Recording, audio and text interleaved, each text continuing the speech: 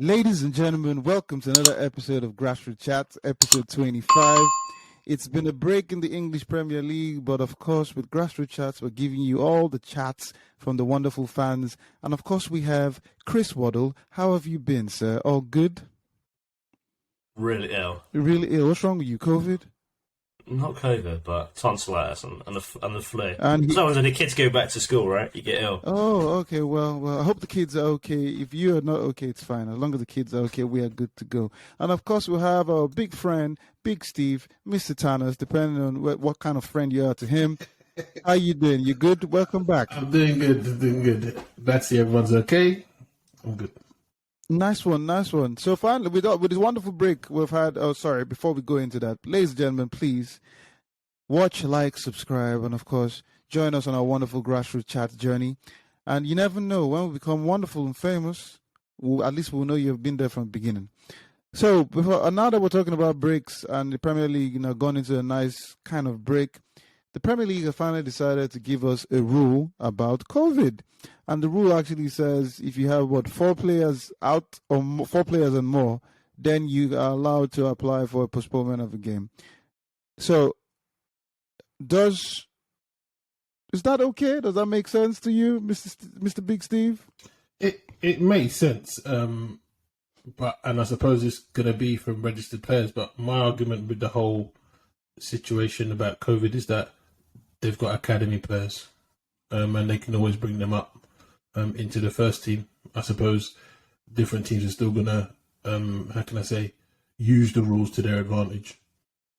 Is that a change? So you know how you have to register 25 players initially for the season, at least for the first half of the season.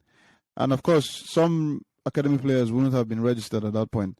So does that mean they're going to let the clubs re-register certain players, or it doesn't matter if you have to pull academy players to join the current squad? Is that what the case is? Because you're mentioning teams using it to their advantage. For how? How would that actually work? How would that work? Well, the thing is, clubs will always try and bend the rules to their advantage, no matter what rules the Premier League put in. So at the end of the day, I suppose it's how the player has to be. Well, it's the players that are registered, and then it's 4 of that original lot. But to me, you've still got academy players who are not registered as part of 25, and just bring them up and promote them. Yeah, it may not be the same as replacing Kevin De Bruyne with an academy player, but the rules are the rules, you know what I mean? And that way it gives the academy players exposure. What else are they there for? Do you see any rule bending, Mr. Waddle? Do you see this? Do you see any other club using this to their advantage? Is it something that can be broken, or you think it's a wonderful, good, nice rule that's been implemented? I mean, if it's 4 players out with COVID, unless they're doing fake COVID tests and You never they're know. happy to take any old PCR or whatever, then I don't think that's a problem. I haven't seen the rules. So are they saying you've got a squad of 25 players, 21 of them are healthy, 4 players have got COVID, so then we cancel the game? Or are they saying it's 4 players and an injury, or is it because 21 players still in the squad? Looks like it should be fine, right? Yeah, it has to be 4 players for it to be considered, for you to make the application. Doesn't mean it'll be given, but it has to be. That's when you have to make the application after you got 4 players. 4 players are registered with COVID. I suppose that's to me 4 players. Like if they start postponing games with 21 players with 21 players still in, and you've only got 4 with COVID, but they're your best 4, and I don't know, Jurgen Klopp's gone to the Premier League and gone, we can't play because we've got 4 COVID cases. I'd be really annoyed that was postponed because, like we say, the academy players, but still, you've got 21 normal first teamers in the squad at that particular point. If you've only got 17 first teamers because they've got 8 injuries, you've got a decimated squad like Leeds and have had and Leicester, and then you've got 4 extra players with COVID. But these were already injuries, and that's a different story. I mean, I think 4 is a hard and fast rule, and if they implement it from it's 4 and you've got a case, then that's fine. I think at the moment they needed something, right? So it's better than nothing. We're also hopefully now going out of COVID season. We're back into getting to the warmer weather, double digits. Don't jinx it.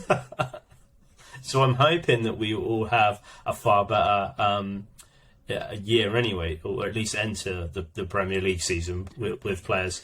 It's interesting that the Premier League did consider cancelling so many games and had cancelled, yet a lot of the other leagues hadn't cancelled their games yet.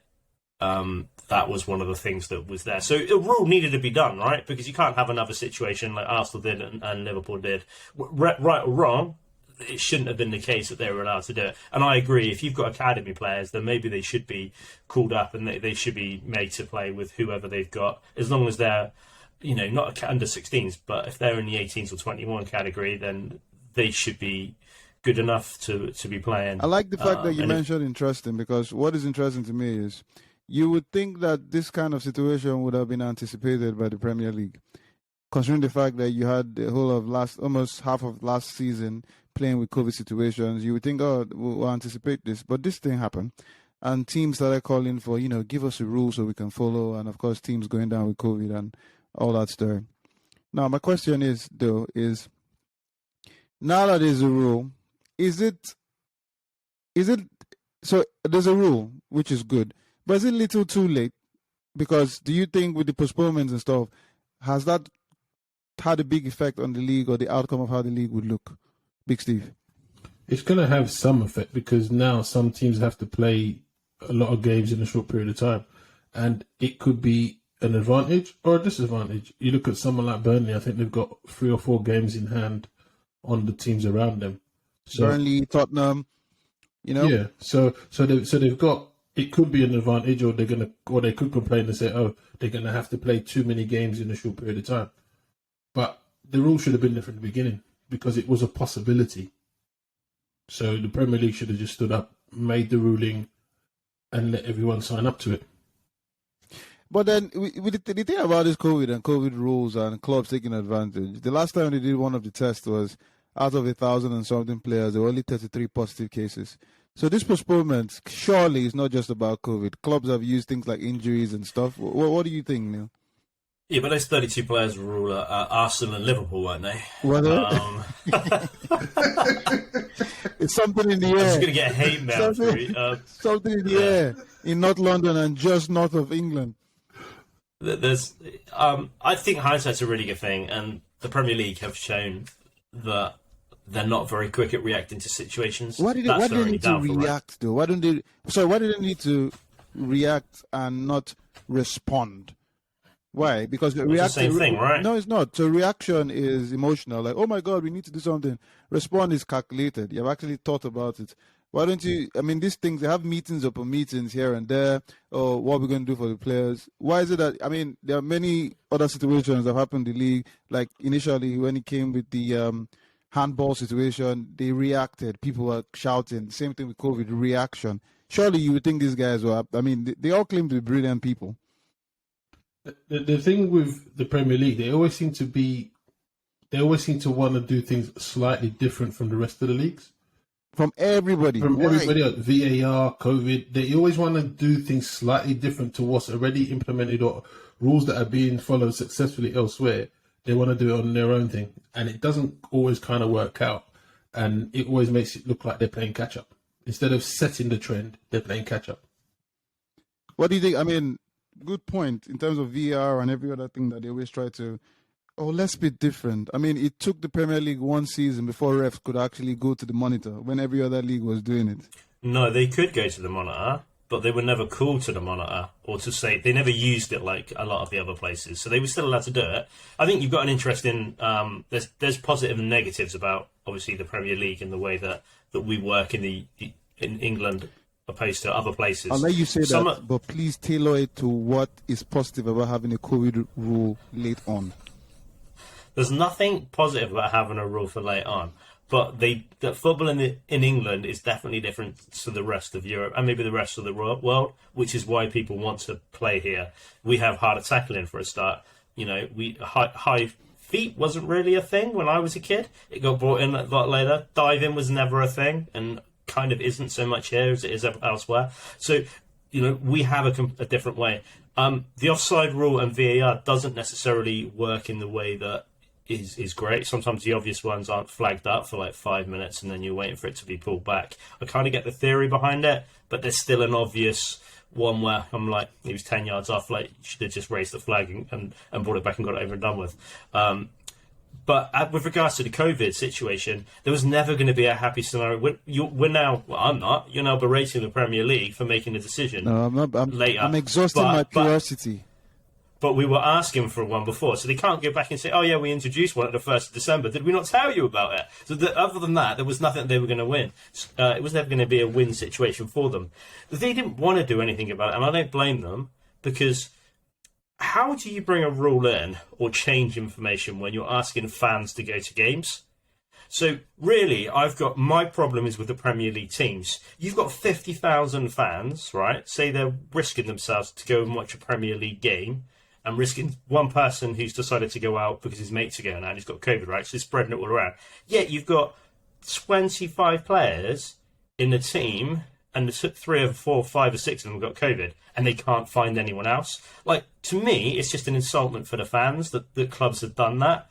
So, all right, the Premier League should have done something beforehand, but really, like, the Premier League teams should go, we've got fans, they make arrangements, home fans or away fans, they sort out their day, but actually we're not treating them like they're important enough. And to me, that's the insultment of the whole situation. Yes, the Premier League should have done something, but why are they having to police an adult, the clubs? Do you know what I mean? Like, we're just letting fans down. Football was meant to be, when I was a kid, for the fans, and we're the only ones that end up losing out from it. Oh, what? Because they couldn't feel... Yeah, but these youngsters might be amazing, right? Or oh, yeah, but we didn't really want to play them. I mean, I know Arsenal got a lot of stick for who they did and didn't, for postponing a game, and then loaning out every single player that they've ever had and still continuing to do so. I mean, it sounds right, but it mugs the fans off, right? It questions the intelligence. And if you're not an Arsenal fan, you're like, hold on, you just loaned 5 extra players out since that day, but you didn't have enough for a team. Well, how are you going to field a team now? Who have you brought in? I know I'm just going off slightly, but they haven't brought anyone in, right, to compensate for these things. So, as far as I know, Arteta's gone to the Premier League to postpone the rest of the season because they haven't got anyone to play, right? So they haven't got enough players. And there is a hard and fast rule: if you don't have enough players, you can postpone games. But it's kind of done on their own back. Anyway, that was a tangent. Yeah, yes, I agree. No, I don't agree. I think. I'll get my coat. I'm off. Anything you want to add, Big Steve? Because, I mean, I don't think there's any other question I can push there with that wonderful tangent that just gone on. No. I think apart from Gunnosaurus signing up, that's about it from me. No, he might be a talent in there. He might be a talent in there. But, well, as it stands now, the Premier League has implemented the rule. So we're happy, and hopefully there won't be any major postponement to games, and all the wonderful games can happen, and people and managers don't start using it as a strategy to avoid games. Speaking about strategy, and when it comes to clubs and stuff, doing wonderful things when it comes to managers, what is Watford doing? First of all, let us welcome back Roy Hodgson. I mean, he did say after Crystal Palace he was done, and he just wanted to rest, rest his family. But now he's back, and he's actually going to a club that is radical for sacking managers. I mean, this is their 3rd manager in 1 season. They brought the thinker man. He couldn't do it. They had Francisco Muniz. He couldn't do it. Now they've brought Roy Hodgson. So what exactly is Roy Hodgson's objective? Keep them up in the league. Yes, Big Steve? That's his sole objective for this season, keep them in the Premier League. And I think out of all the managers that they've had, he will get a slightly different respect from the owners because of what he's done in the game and what he can do. And his stature that he holds. He's a bit more respect than the thinker man that's won the league with another club. Yeah, more respect than that guy. Yeah, Roy Hodgson will give him more respect. Respect in what sense? Like, what, did we give him more time? I think they'll give him more time. Have more faith that he can work with the players and get the best out of the current crop. Because what do you? Sorry, so help me out here. We have X amount of games left in the season. 2 managers have come in and they've let them go. They're obviously battling relegation. What time are you talking about that they're going to give this guy? To the end of the season. Given Watford, mate, if they're not happy, they'll sack you after 2 games. But I think they'll give him to the end of the season because he's been in and around the relegation battle before on more than one occasion. He's got a lot of experience, and I think the appointment's a good one because if he can't do it, I don't see many other managers being able to get him out of it. What do you think, Neil? Do you agree with Big Steve in terms of timing, more respect for Roy? And would it surprise you if Watford actually sack him before the end of the season?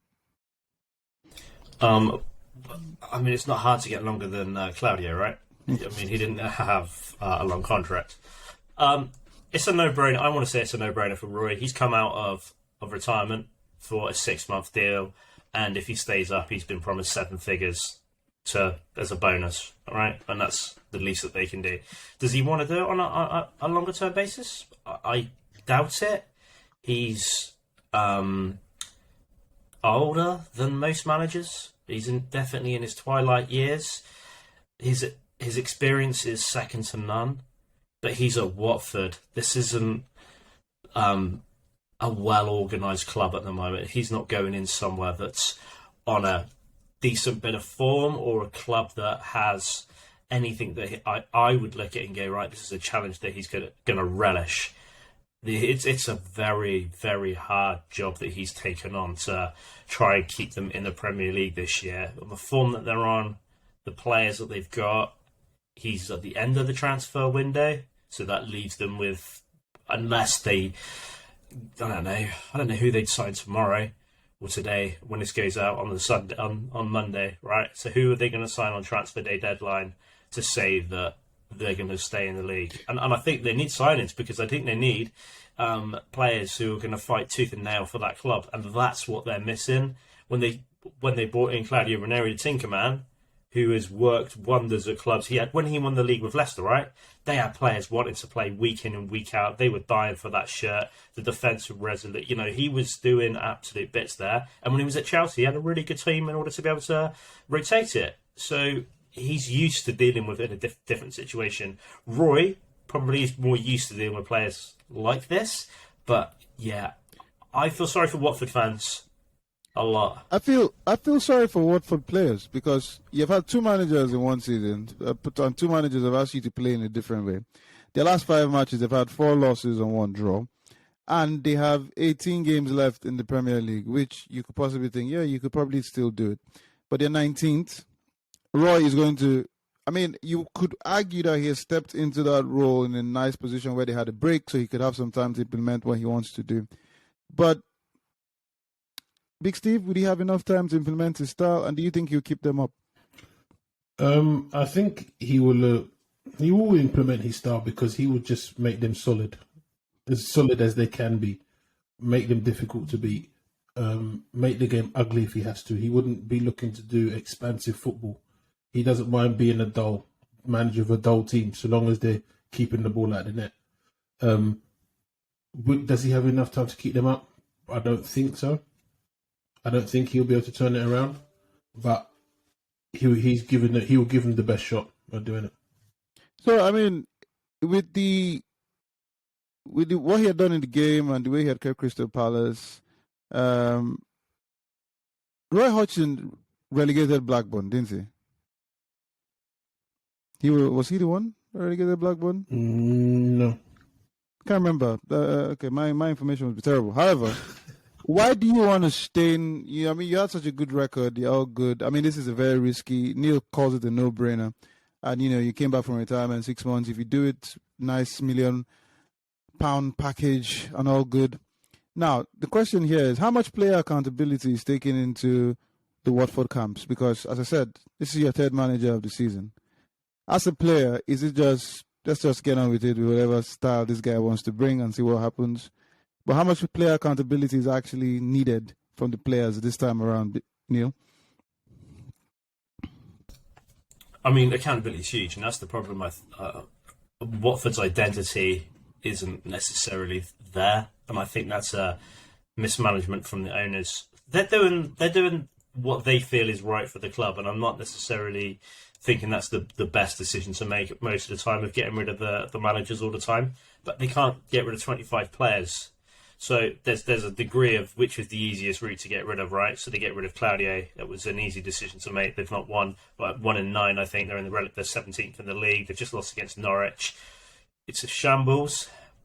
But I look and I think, are they signing the right type of player, right? Do they need to go to the Championship and buy some English players, some Scottish players, some UK players, some resolute players that are going to fight for this, that they know how to fight for the club, that they know how to play in those positions? Like the Europeans and the South Americans who have got all the beautiful skill and footwork and stuff, that's not needed at the moment. What they need is a hard man in midfield, like you said earlier, Steve, boring football. They need those men that are just going to put a shift in. And it sounds a bit stereotypical, but by playing those English, Scottish, UK players, but they're the ones that are notorious for that style of football, of sitting in the midfield, sitting in the position, chasing the ball down, and the same with the defenders, and putting they're like, I can't look at that Watford squad and think they've got it in them. They don't look like a squad that's got the fight in them. And I think that's probably the hardest thing that Roy's going to find. He's 74. He's been there, done that. He has all the experience. He can get these guys. He can get these guys running, and he could probably look at the Spanish player and make him believe he's English, and he wants him to run down the line and do all these wonderful things you're talking about. So, well, let's see. I mean, personally, I think it's quite risky. 2 managers in one season, 19th, but you never know. I mean, he might bring back some sort of juice, and with the Premier League, I mean, when you think about it now, though, I said so. Leeds United is 15th. They are definitely 21 games. They have 22 points. Everton is 16th. Norwich is 17th. Newcastle 18th. Watford is 19th. Burnley has 4 games in hand or 5 games in hand ahead of Brentford. I mean, they haven't made any signing this January window. We never know. So maybe, I mean, it might be a good, as you said, a no-brainer for Roy Hodgson, and he might do good things.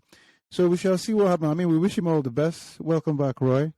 Assuming retirement was boring, so he decided, you know what, let's just go and make some money and hopefully make some more as we move forward. Speaking about managers, though, so I don't know if you guys managed to get your CVs in. I tried, but I don't think Everton got back to me. I mean, they wanted to go for Wayne Rooney, and he said no. I want to, make sure I can try and do what I can do for Derby. And Everton have appointed Frank Lampard as manager, ladies and gentlemen. So Super Frankie Lampard is back in the dugout. It's probably good. And now he's back at Merseyside, so he'll probably have more arguments with Klopp at some point and, say a lot of words. However, when I was watching it, there was a split down with the Everton fans. Some fans don't think he's the right manager. Obviously, some think he is. Some said Big Dunk should have stayed to the end of the season. Now, Big Steve, Frank Lampard's sole thing will keep Everton in the league and then build from there. Yes? Yep. Like Roy Hodgson and the way Everton is playing, and obviously none of those players are his players, can he keep Everton up this season? Is there a possibility Everton can go down with Frank Lampard? That's the question, actually. Big Steve. There is a possibility they could go down, to be honest, because the bottom of the league is a very, how can I say, any 3 can go down out of about 6 teams, I think. All they need is a bad run of games, and then that's it, they're in. And once you're in a relegation battle, it's all bets off in it. But yeah, they could go down, but I think Lampard will be going in from a point of view of making sure they don't get relegated and then building from there.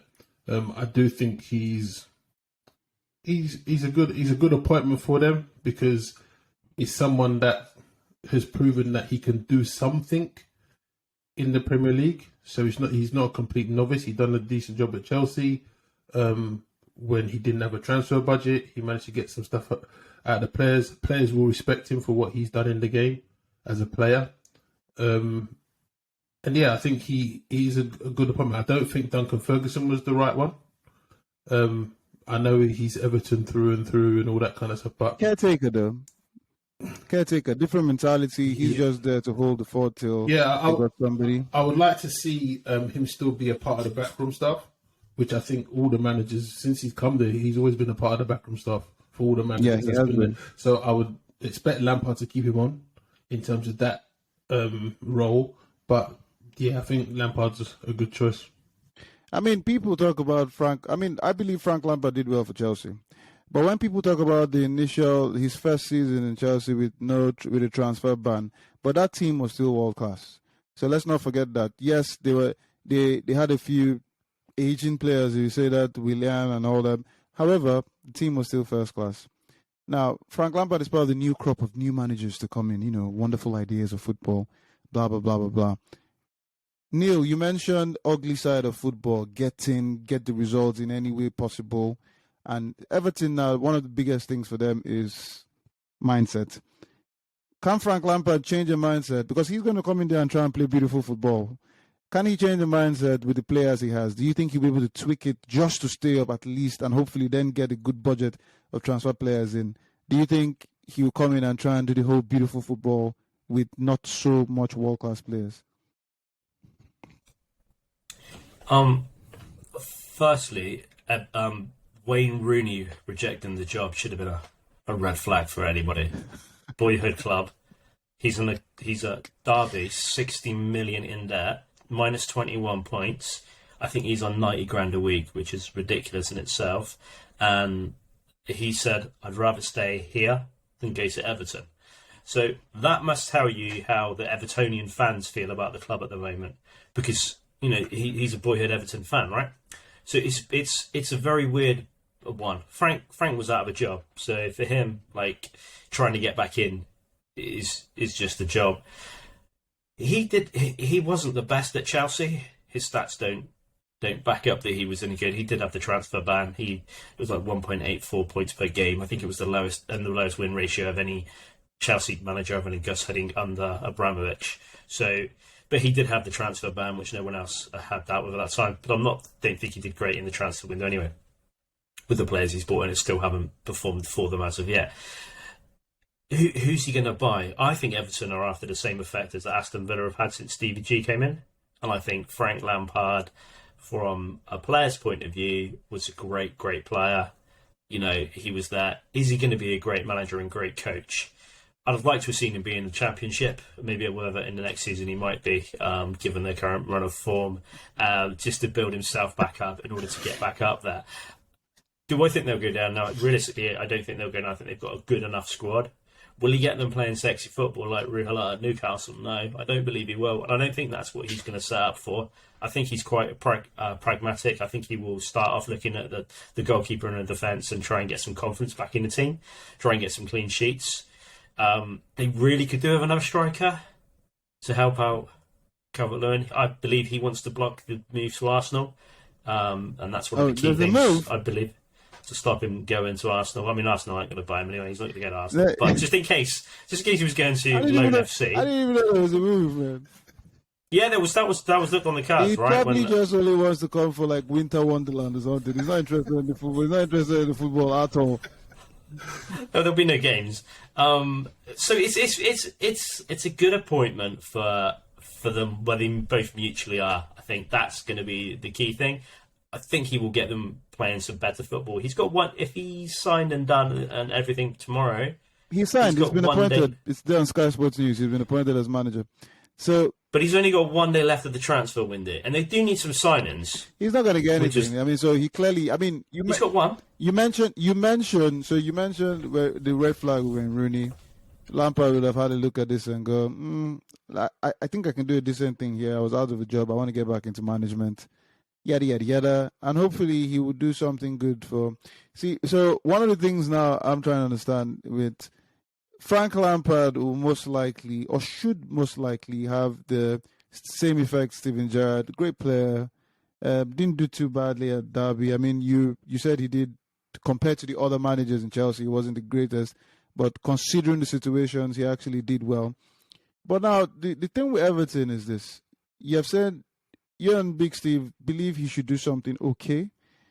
But do you actually think he can do better than Benitez as a manager, Big Steve? The problem with Benitez is not his managerial capabilities, it's the problems that come with it and having clashes with people, players, the board. And because he's Rafa Benitez, he wants more control over everything what's going on. Whereas Frank Lampard, he should understand where he is in the game. So if things are being dictated to by him, by an owner, he's willing to accept that because he's at the infancy of his managerial career. Benitez isn't going to have that because he can leave and then he'll get a job somewhere else. Yeah, so that's the problem. It's not that can he do a better job than Benitez working with a scenario. So you mentioned he should know where he's at. Neil, where do you think Frank Lampard sees himself as a manager? I mean, clearly you're not in his mind and you have no idea. But Steve says he should know where he's at. So when is it when you start winning stuff that you go, okay, oh yeah, I'm a big boy now. Yeah, I can demand my own stuff. Because Benitez hasn't really won. Well, he has won some good stuff. But where do you think Frank Lampard, how do you see he looks at himself as a manager and goes, oh yeah, I'll just do what the owners want me to do and keep it on the pitch? His career stage and status is probably a little bit up and down from where potentially it should be, which is why I find it odd that he didn't try and find any work beforehand. He did. I think Norwich wanted him and he turned it down or something funny like that. Yeah, but I thought he would have gone into the Championship and tried to get another team up and worked through that. I don't think a relegation battle is what he wants to do, and I don't blame him for that. Like, a relegation scrap isn't fun for anyone, and he's quite new, really, in the whole world of management. And being in that relegation scrap as your first two jobs in the Premier League isn't going to give him any confidence unless he manages to keep them up. But again, he doesn't play the dirty style of football that will potentially be needed to keep a team up. He is a man that will come with great respect as a player and for what he's achieved, which is a good thing, and the players will know of how good he is. The club's got more problems, which is why Benitez didn't get on. It was a poor appointment from the start. He's an ex-Liverpool manager, and he's gone into Everton. The fans didn't like it. It didn't feel right for the city. So this will feel better because it's Frank Lampard.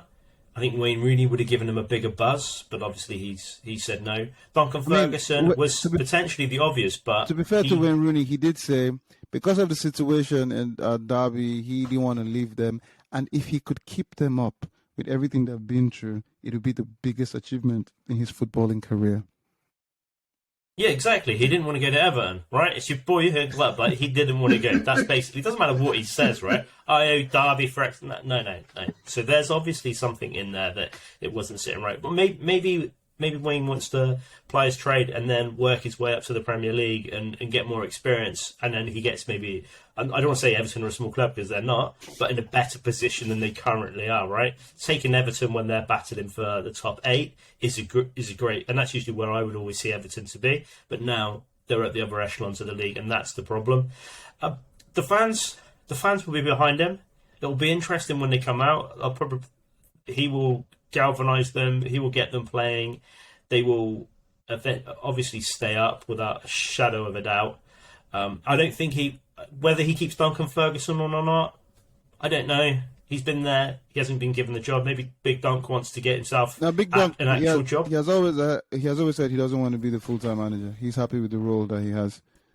But he was in the running. He was interviewed. Big Dunk, Pereira, and Lampard, wasn't it? Well, I don't know if he was this time. Let me phone him. Hold on. Hold on. Give him a call. The thing about Lampard, the concern I have about him is that the fact that he's been linked to nearly every job that's become available.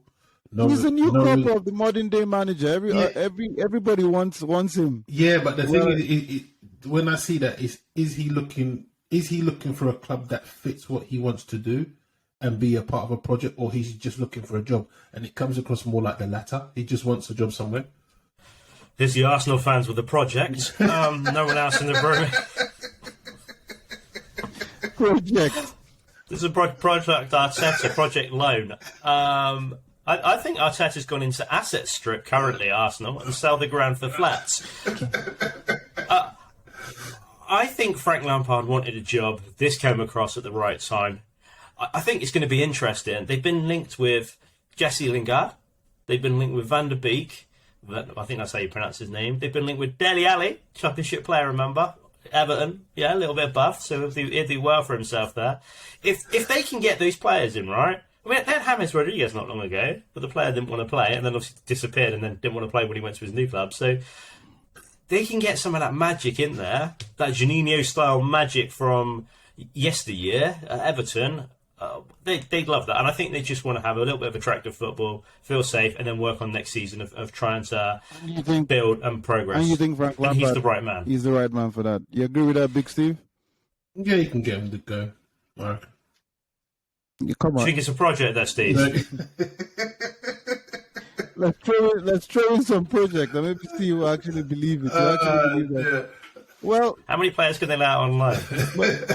Well, like Roy Hodgson, we wish Frank Lampard all the best. Welcome back, Super Frankie Lampard.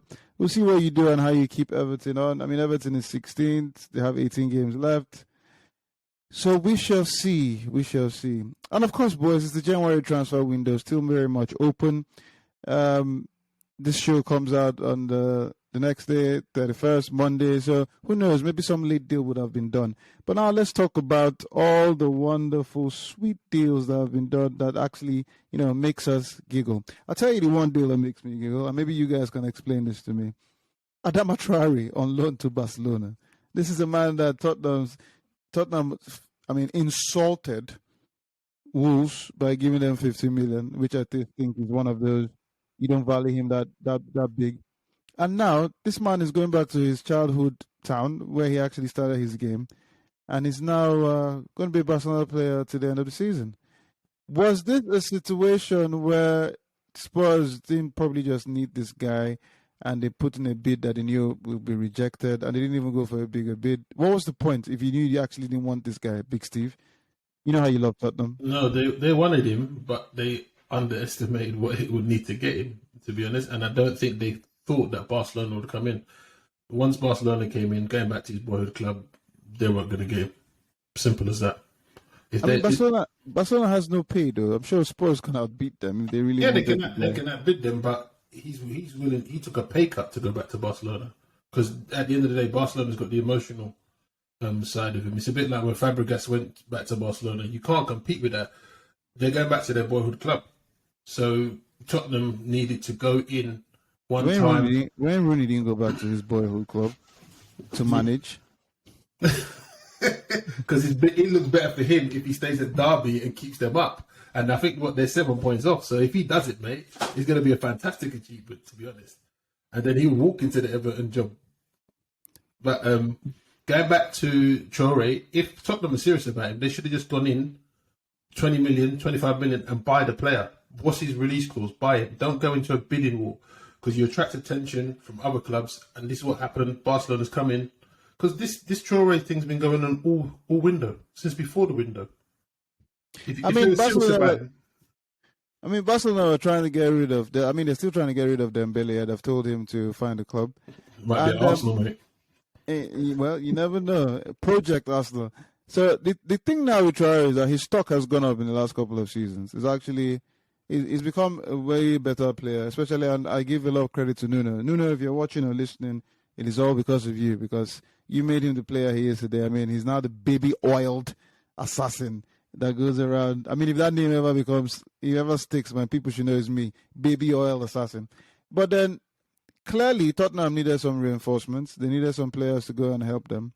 And the way Antonio Conte likes to play, sit back, hit, nice counter, he would have been a good fit for Tottenham. At least I believe that. But really, 15 million. Neil, you mentioned the fact that you don't think he was worth way more than that, but 50 million definitely was too small for a club that wanted a serious player for Traore. Traore's an odd one. He's built amazingly powerful. He's quick. He doesn't go to the gym, though, just so that you know. Yeah, obviously, not once. He just moves cars outside his house. And spinach, right? It's like, take his physical prowess is magnificent, and he is absolutely lightning quick. That's the key thing for him. I don't think that he fits in with Barcelona. I'm trying to think where he plays, what his position is, and I'm looking again. Didn't he play wing back for a long period of time? And then he was struggling to get in the Wolves team. Like, I've seen he's listed as a right fullback on a website. He's listed as a right wing back, and he's a right winger. Now, where Barcelona playing him? Are they just going to chuck him down the right and say, Just play wherever. You're quick enough. I think it's a like for Dembele. I think it's a like for like. I don't. Will he walk straight into the Barcelona team with the problems they have in the season? I don't know. He might do, but I think they'll rather have a fit Traore on the bench than a Red Cross injured Dembele every now and then on there and paying that guy a fortune. So I think, where do you play him, right? So if he's playing the right side of the front three with his finish? I mean, his finishing ability is this. I'm struggling. He's got to play for me as a wing back. It's got to have three centre backs. He's got to be playing the right side of the centre backs or the left side, depending if he's cutting in or cutting out. Absolutely fine. And he's going up and down and putting some tackles in. But his assists and his end product aren't great. Did he have a no-brainer of going to Barcelona other than Spurs? Yes. Did Spurs want him? No. Did they try hard enough for him? No. But Spurs try hard enough for any player, judging by the latest transfer coup that Liverpool have just done.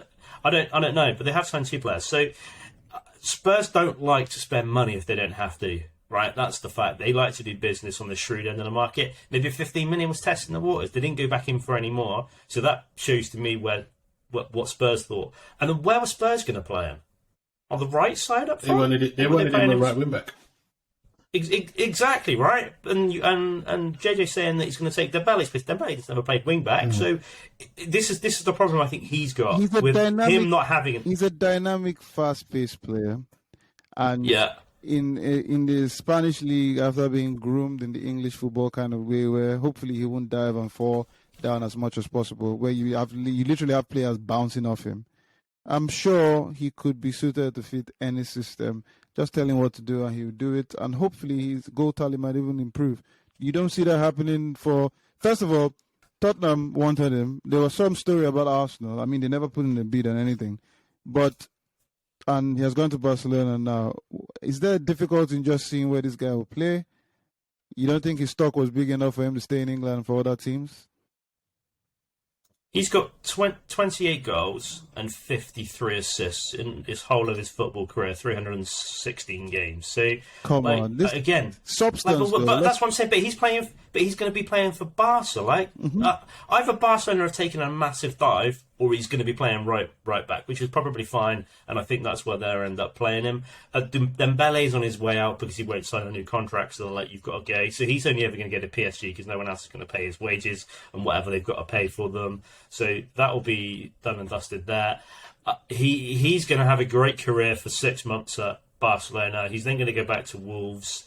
He's then going to run his contract down and leave a free at the end of the season, where he'll go to Arsenal and spend 3 seasons there on 450 grand a week, and then let go for nothing in his second year of his contract, and ending up at Fenerbahce. You have just told the future of Adana Traore right here at Grassroot Chats. The future. Well, I do hope it works out for him in Barcelona. I think in the past he started off really slow. I don't think people knew how to use him from Middlesbrough days. Tony Pulis tried, didn't really work out as best. And I think Nuno got the best out of him and has improved him to what he is today. I mean, if he's in the radar of Tottenham and Barcelona, and of course with the way the current market is. So he might do well. You never know. I think Barcelona, Xavi should be able to find a good spot for him. Now, moving forward to, potential transfers or transfers that have happened that are cracking me up. So this was possibly the quickest transfer with not too much noise, nothing. We didn't hear much about it. Callum Chambers going from Arsenal to Villa. First of all, Arsenal seem like they're going, okay, boys, we're going to get a lot of you out this time, but we're not going to really get anybody in. So, I mean, and Villa have done some good work. Coutinho, they brought in Lucas Digne from Everton, and now they've gone for Callum Chambers because, I mean, they lost Alex Tuazembe that was on loan from Man United. They lost him, and they got Robin Olsen from Roma. So, Callum Chambers, surely, Big Steve, this guy was somebody that had some sort of say in Arsenal. I mean, he was a squad player. It wasn't particularly starting. Will he start in Villa, though, or is he just going from squad player in Arsenal to be squad player in Villa? I think he'll get if he gets an opportunity, he takes it. He will stay in the side. I think he's a decent player. I do think he was unfairly judged at times at Arsenal because he didn't often come in and let the team down. He always done well. Didn't let them down. Done well. He wasn't the flying right back that people wanted when they looked at someone like Trent Alexander-Arnold, but he was solid. There was very few games where Chambers would be outdone. He wasn't going as forward. He was more defensively minded, a bit like Tomiyasu that we've got now. Yeah, he's more defensive. He's not thinking about going down and overtaking the other player and getting crosses in. But Chambers, I think he's a decent player. To be honest, and I think he did do well at Villa. Good move for him. So good move for him. Was it a good move from Arsenal, Neil? Getting rid of so many players when they need them the most, especially if you're not buying too many in the transfer market. Neil? Yeah, sorry, I was trying to find the button to get my mic back on. Do you know what? I forgot he was even at Arsenal. I really did, right? He's 27. He's another one of these players that Arsenal have, I want to say, haven't cultured to the best of their potential. It's a great move for him. Let's not beat around the bush, right? He's not getting in that Arsenal team who have got no players. He obviously had COVID the same time as everyone else, otherwise he would have played the game the other week. He's not gone out on loan, which is a great move for Arsenal, which means they got 10.8 million back of their 12 million they spent on him like 28 seasons ago and played 3 games for them. So he was never going to be in the team. He was never... I want to say he's never reached the potential that they thought initially when he was signing them. So he's moved on. You're right. Villa needed a centre back after the recall of is it Suns? However, that's the one. You talk about they that, needed. But they've had a steady backline there. I mean, they have Matty Kasha right back. They have Tyrone Mings, and of course, since he came in, since he was promoted, Ezri Konsa has been playing amazing, and of course, Lucas Digne just coming and left. So that to me is their starting. So Callum Chambers is pretty much just going to be a squad player. Yeah, but that's they've only got 4 centre backs, and I think any squad in the Premier League needs 4 centre backs, right? You've got all of the games in the league, 38 in the league. You've got EFL and Premier League. You signed a decent enough contract to be there for more than one season. He will either do really, really well and get straight in that team, or he'll be a great squad player for them. Either way, he will get way more game time at Villa. He will get to showcase his talents and be less pressure, in all honesty. And I think Stevie G will probably get the best out of him. He will go in there going, look, it hasn't quite worked out for you every club, but come and be part of this squad. Come and fit in. Let's get you some game time. Let's see what you can do. And Villa next season will be definitely at the other end of the league, looking definitely up rather than looking down, which would be nice for them. And yeah, I think it's a great move and a smart move for Stevie G. Who else do you get for 10 million to go play centre back? Maguire? Well, he could play centre back. He could play right back, and he could play holding midfielder. I think Stevie G will look at him and use him where the team needs him, not be so rigid as with Arteta, where you're a right back and you have to play a particular way at right back, or a centre back plays a particular way. Because Arsenal struggle for midfielders. Callum Chambers had a season as holding midfielder for Fulham. He's never played holding midfielder for Arsenal. And at the end of the day, sometimes there's been occasions where a game you just need someone to be solid, not a holding midfielder that's going to pass it 60 yards or break the lines. Just someone who's going to sit in front of that defence and protect it. And to me, he could have done a job, but he was never tried. Well, never tried. Squad player, never given a chance. I mean, Neil even forgot that he was at Arsenal. So maybe he wasn't part of the project. I mean, we wish him all the best at Villa. It'll be hard for maybe at this time with the amount of run of games that are coming. They need a lot of players, which brings my next question in terms of, you're going to need a lot of players. So it's a simple question. Why is Arteta shipping out a whole lot of people? Why does he feel he needs to shrink the team that soon, or is it just to balance the books? Big Steve, you should know better. Tell us. I think it's a case of some is balance the books, some of it he needs to get them out of the club.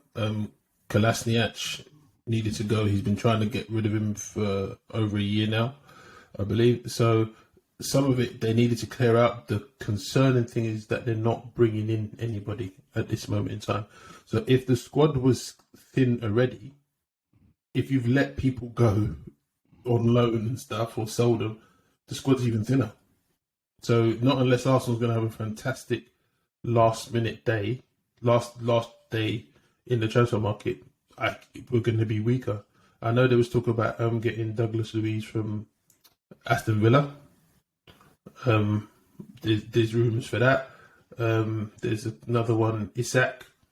Apparently, they're looking at that, but there's going to need to be 3 or 4 deals announced on the last day, for it to be say you haven't weakened the squad significantly. And one thing, I can't understand why we've not accepted 1 of 3 bids for Eddie Nketiah. I don't get that. 1 of 3 bids. Who has actually bid for this guy? Crystal Palace have bid twice, and Borussia Mönchengladbach have bid for him. And Arsenal have not refused. All 3 have been knocked back. And which is what I don't understand, because he's into last 6 months of his contract. It's not to say he's lighting the team up, or anyone believes that he's going to light it up over the next 6 months.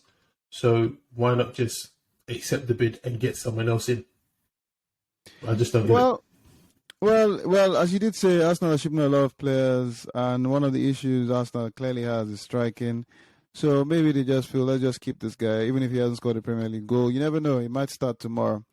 Well, so before we'll come back to Arsenal on the transfer market, but one of the things I want to talk about is we all know what happened to Eriksen, former Spurs Inter Milan player. And there's talk that Brentford will want to bring him back on a 6-month deal. And hopefully, if they stay up and he plays well, you never know. They need that creative midfielder.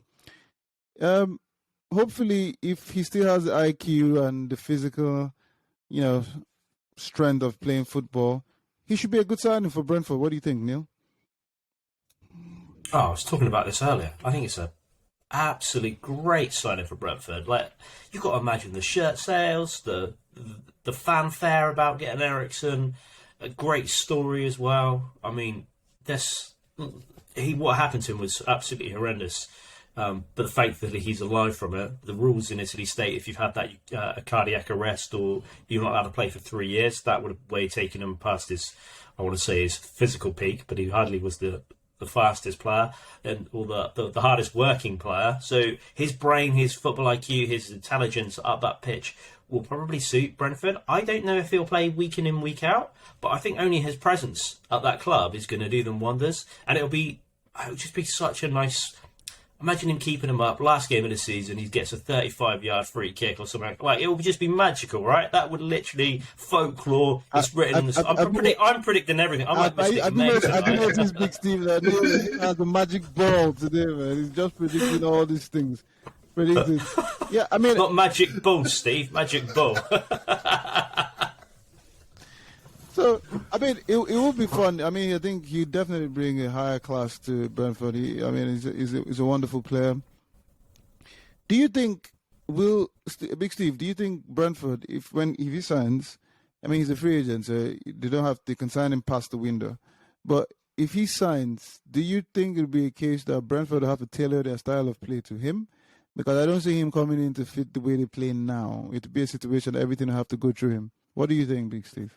Yeah, I kind of agree with that. They would have to put him just behind the front two and then just leave the rest of the side to defend and do the legwork for him and just leave him to be the creative mind and get them assists and goals.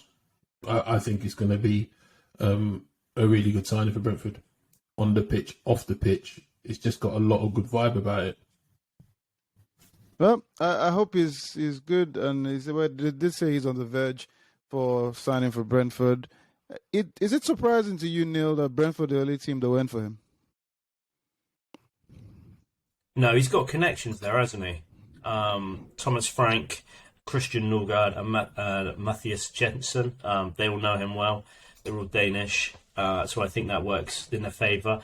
I think the only surprise is to us, but I think it's too much of a fear maybe for the top teams to bring him back in. And if he isn't as fit, I'm not saying he's going to be not fit, but if he isn't fit enough for the other teams, can they have that luxury of waiting a few more months? Whereas Brentford potentially can have that luxury because he's going to give it a bit of a boost, even if he comes on for 10 minutes of a game, 15 minutes of a game. He's going to have that, and he will look, and as I say, has to help out around the training and everything else. Like, I'm sure he is going to play, and he's not like some 39-year-old old pro, don't get me wrong, but he's a next level of quality. that when you get into the Premier League, that you only aspire to have, and you look and then you're going, usually we get this player at 37, right? And he's no longer going to be in the top teams. But, like Man U bringing Ronaldo back. Yeah, so it's kind of that ilk, right, of where he is ladies and gentlemen, of that quality. I'm really taking a bit. We almost went a full episode without this boy is attacking Man United. He was almost there, but we couldn't. Yeah, someone has to say something. But do you know what I mean? Like, they've got a player that's 29. He's sub 30. He is absolutely top drawer, and he's playing for Brentford. It's such a nice thing for them to have, and that luxury of having that player. If he only lasts 6 months for it, the fans will be pleased. And I'm hoping that he gets some good game time there eventually. Once he's got used to the team and got some good match fitness back into it, it'll be good for him as well to be back in. The value of not being able to play for your club must be really heart-wrenching as well, of everything that he's gone through, and then to be told actually you can't play, once you're getting back, it must be really hard. And then he's come back to Brentford, the top team in London at the moment, is where he's big dig there. See, so Kareem wasn't here as well, right? Again, digs everywhere. It would have been perfect for everyone. I'm really happy about it, and I'm pleased for Brentford, the fans, and especially Eriksen to be back playing again. Well, Christian Eriksen, we hope that everything goes well. Hope you're fit enough, and then you never know with him coming back, especially if they stay in the league and he plays well and he scores the last-minute free kick to keep them up, according to Neil. 35 yards. 35 yards. Let's not forget that. It's all good. So, this week we don't have that much game, so we can't talk about any incidents or talk about player flop of the week. However, the one thing I want us to talk about to end this wonderful show is the conversation or the rumor going on is that Barcelona are on advanced talks with Arsenal in terms of signing Aubameyang. Big Steve, is this a good move for Arsenal or is this a good move for Aubameyang? Should Aubameyang try and stay and, get back to the player that we know him to be? Or should he go to Barcelona? As an Arsenal fan, what do you think? For Aubameyang, it's a good move for him because he can go and rekindle himself free from the off-the-pitch stuff, what's going on at Arsenal, because there must be some stuff. It gives him an opportunity to go and show what kind of player he could, go back to the player he was before. Scoring goals, playing with freedom. For Arsenal, I don't understand where they're going with it because it's just a 6-month loan. It's not an obligation to buy. So that means he's coming back. And to me, if there's issues off the pitch that can't be sorted now, what do they hope to send him away and then come back? It's not to say he's an 18, 19-year-old player. He's a very experienced player, top draw player. So I don't know what the 6-month loan is going to achieve.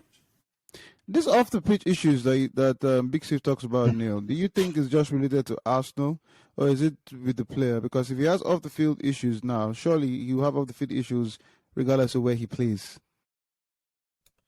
He's got to be absolutely gutted. He's got to be gutted to be leaving Arsenal and going to Barcelona. His career on a downwards. He's got to be sitting at home going, I'm leaving Arsenal to play at Barca. They're in Europe, right? Absolutely gutted right now. You can imagine him, can't you? Sitting here. They don't want me here, but what? Barcelona want me. If I must, right? He's had a touch here, right? Yeah. He's had an absolute touch. It's tough, but Barcelona, it's tough, right? It's tough at the top when you get to that level of going, I'm still wanted. At Barcelona, he will find it easier. There's only about 6 decent teams in the whole of Spain that compete week in and week out, and that's no disrespect for the league. It is totally disrespectful, so I apologise for anyone that's Spanish listening. But the league isn't as competitive as the Premier League, so he will score more goals. They've lost Sergio Aguero, so the wages went from that side of things. They've got that massive bank loan, so they've got money. They can't spend too much, so I know they're in a current situation of how much do they want to spend on his wages for the rest of the year. No one else wants to buy him, so Arsenal have got two issues here. Do they back Arteta and go, Arteta, you don't want him. You've loaned everyone else out, so we might as well let you loan this one out. But you're going to have to... we're going to lose 200 grand a week because we've still got to pay him that much of his wages or whatever. They haven't agreed that, but whatever that much left that they've got to pay. But that also helps financially for the club, right? He's not going to put him back in the team because the board has said so.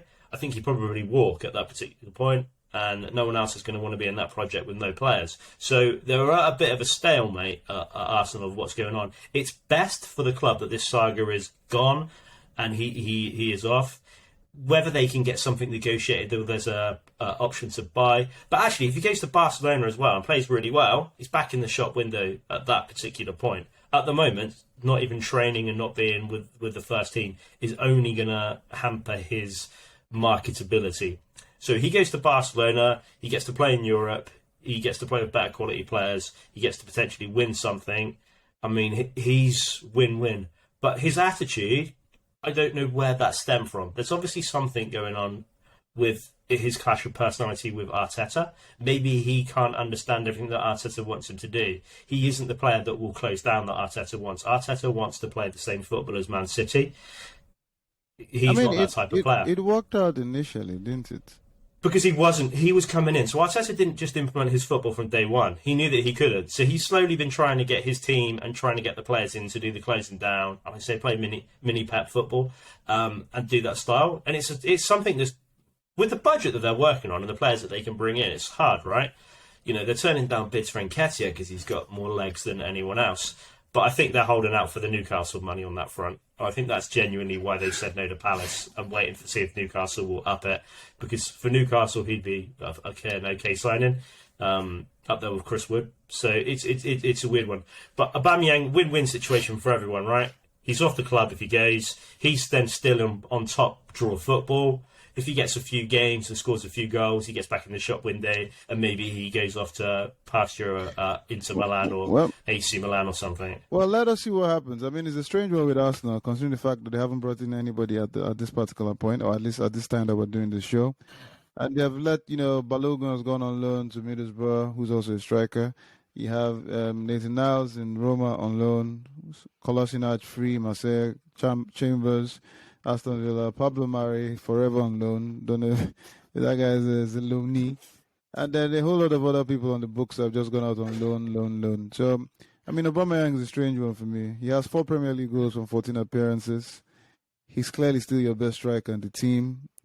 But for some reason, they don't, as Big Steve has said, they don't seem to be able to settle out the off-the-field situation. So I guess he'll probably have to start shipping some of his Ferraris to the Catalan place, and hopefully everything will be fine. Well, it's only 6 months loan, so he can just take one and leave the rest here. Yeah, true, makes sense. But you never know. This boy, Arsenal players seem to be attacked all the time by some guys in London, so you never know. There's no anybody going to his house knowing that he's not going to be in. So you never know. If you're listening, Auba, I'll look after them for you, man. It's cool. All right, cool. Well, ladies and gentlemen, thank you very much for joining us on this episode. Please watch, subscribe, like. Join the boys, GRC Neil, GRC Big Steve on Twitter and Instagram, and of course, Grassroot Chats, at Grassroot Chats on Instagram. We shall be back next week. Well, I won't be here. You guys don't miss me too much. But the boys will be in the studio, and hopefully it'll be all good. Well, ladies and gentlemen, it's been an episode of Grassroot Chats. So it's goodbye from Big Steve. See you later. And of course, goodbye from the Waddle, Chris, the futuristic teller. Bye. I